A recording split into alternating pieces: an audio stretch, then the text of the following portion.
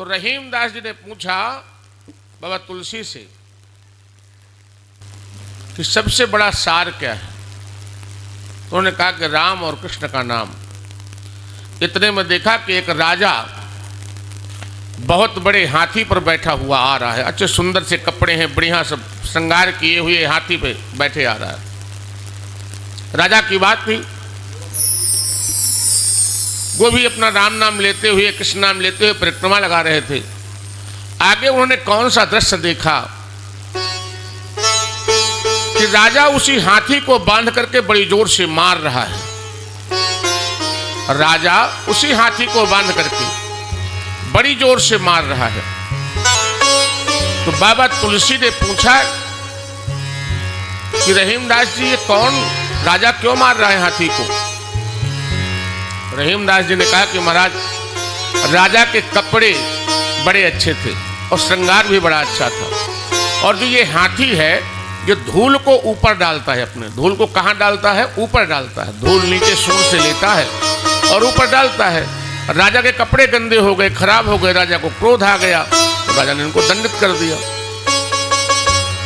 फिर और कोई मतलब? कहते हैं महाराज हाँ, ये हाथी इसलिए धूल को अपने ऊपर डालता है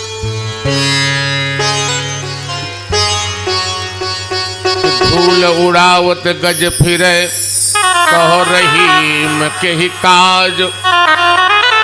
धूल उड़ावत गज फिरे कहो रहीम के ही काज। चारज से ऋषि पत्नी तरी सोई ढूंढत गजराज।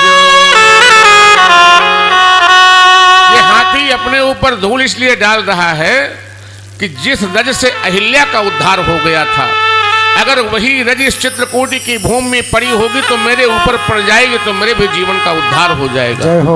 हमारे भाव ऐसे होने चाहिए।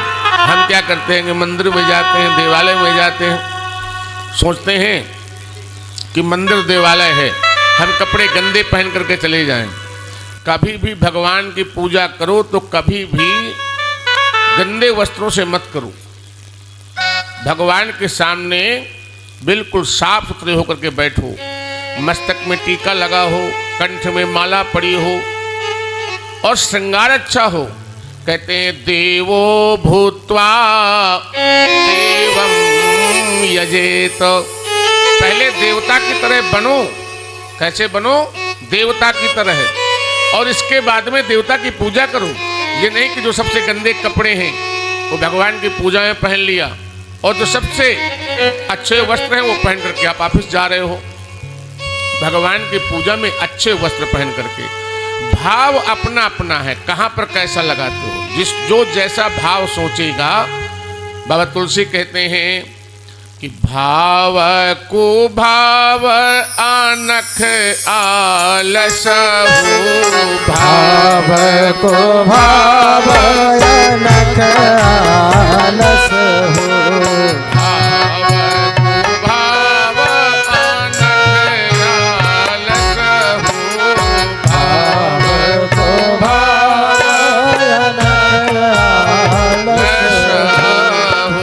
भगवान आपके भाव और कुभाव को जानते हैं। आपका भाव कैसा है? भगवान कहते हैं कि मुझे अपना मन दे दो, लेकिन मन में भी एक विशेषता होनी चाहिए। अब ये नहीं कि जैसा मन है वैसा दे दिया। आपका जैसा मन है, गंदा मन है, वही दे दिया। भगवान कहते हैं ऐसे मन की मुझे आवश्यकता नहीं है। तो लोगों ने, भक्तों ने पूछा कि आज कैसा मन चाहिए? भगवान कहते हैं कि निर्मल मन जान सो मोहि पावा। निर्मल मन जान सो मोहि पावा। निर्मल मन जान सो मोहि पावा। निर्मल मन जान सो मोहि पावा।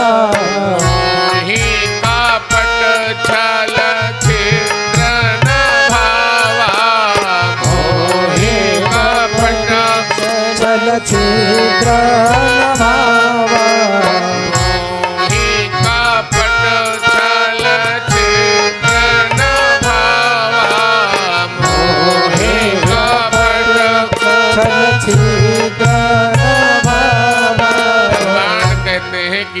आपके मन के अंदर कपट है, छल है, द्वेष है, तो ऐसा मन मुझे पसंद नहीं है। रहीमदास जी कहते हैं कि महाराज एक काम करो, आप अकबर बहुत बड़े राजा हैं, उनके मंत्री परिषद में हमारे पिताजी हैं, तो हम बोल देते हैं आपके पास बहुत बुद्धि है, तो आप एक काम करो, आप उनके नौकर बन जाओ, मंत्री बन जाओ। बाबा तुलसी कहते हैं कि हम तो चाकर राम के, हम तो चाकर राम के, पटो लिखो दरबार। हमारा तो चाकरी इसके दरबार में लिख गई है। हम तो चाकर राम के, पटो लिखो दरबार।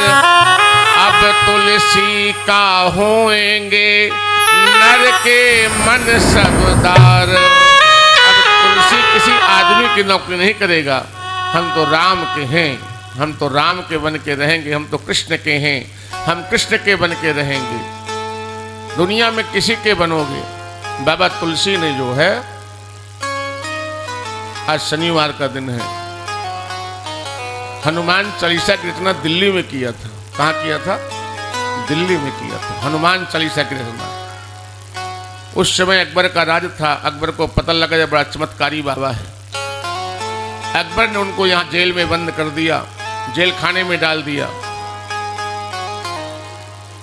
बाबा तुलसी ने विचार किया कि अब मैं यहाँ बैठे बैठे क्या करूँगा, तो मैं कुछ लिख डालूं। बाबा तुलसी ने रचना चालू की। ऐसे ही बाबा तुलसी की रचना पूरी हुई कि करोड़ों बंदर आ गए, करोड़ों बंदर आ गए और इतना उत्पात मचाया कि राजा को तुरंत छोड़ना पड़ा। और राजा जान गए कि बहुत चमत्कारी बाबा हैं ये। और हम जिस भाव से जैसे भजेंगे भगवान को, वैसे भगवान हमें मिलेंगे। जिस भाव से भजेंगे, प्रधानता हमारे भाव की है।